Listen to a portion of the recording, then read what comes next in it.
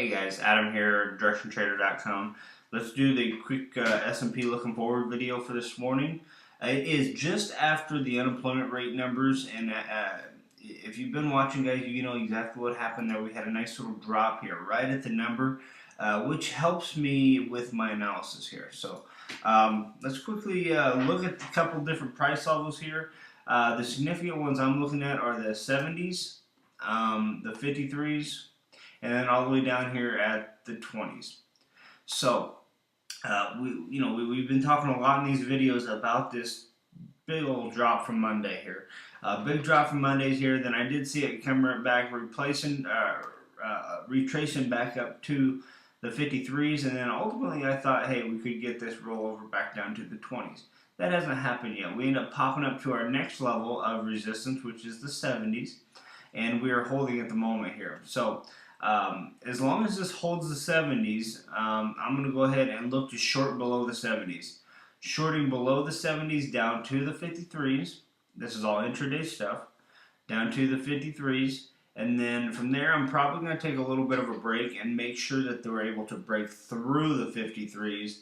And then once we get through the 53s, guys, it's free. It's a free fall for me down to the 1720s. So to recap here a little bit, as long as we stay below these moving averages that we have here, around the 80s, I'm going to look to short below the 70s and then short below the 53s. Those are the two main areas that I'm looking for, the 70s and the 53s.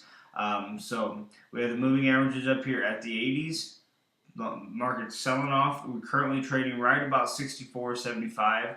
So any short opportunity I have on an intraday chart will warrant a very, very good opportunity to the downside. So those are the main levels. I want to recap here and show you a quick snapshot of the Russell and a couple of the other mini markets, because if you guys watch many of my videos, you'll know that I have this thing that I watch. I have correlation charts that watches all four of the stock index futures.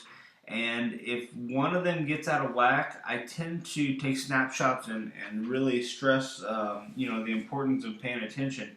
Last night we had the Russell was significantly more short or less strong, I guess, in yesterday's market than the other three, the NASDAQ, the Dow, and the S&P. So we had the Russell that held down yesterday as the other three pushed up here. Let me show you the Russell here. Take a quick look kind of at the S&P, what you see here on the S&P, and then take a quick look over here at the Russell. You see the Russell didn't have that pop-up that the other three instruments had. There's the Russell. Here's the Dow. As I push up, the Dow had a little nice pop-up yesterday. And let's look at the NASDAQ. The NASDAQ had a nice pop back to the upside, kind of like the S&P.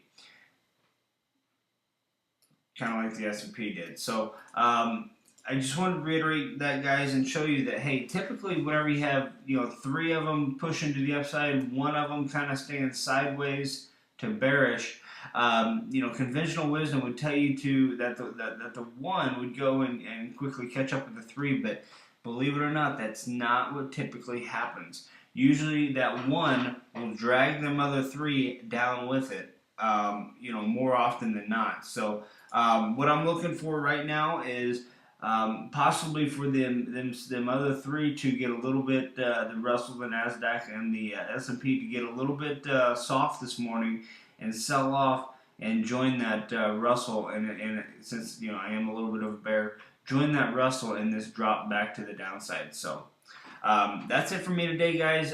Main points of the day's video is the 70s, the 53s, and then obviously a little bit lower. So as long as we stay below these moving averages up here at the 80s, I'm looking to sell below the 70s, sell below the 53s, and ride this thing back down to this magic number we've been talking so much about, them 1720s, for so long. So that's it for me, guys. Remember this correlation rule, the 3 and the 1 correlation rule with the stock index futures. It's very handy information to keep whenever you're trading, especially intraday trading. But that's it for me. If you have any questions, Adam at DirectionTrader.com.